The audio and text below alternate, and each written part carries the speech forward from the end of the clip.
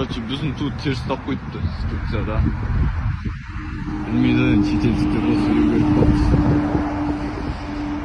Жолда кетіп баратқан машина теріс тап қойыпты. Onu düzeltelim mi bir tanesini?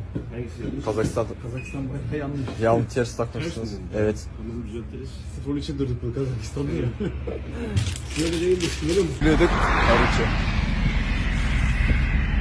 Durma adamların keliğini. Bizim tulum öyle.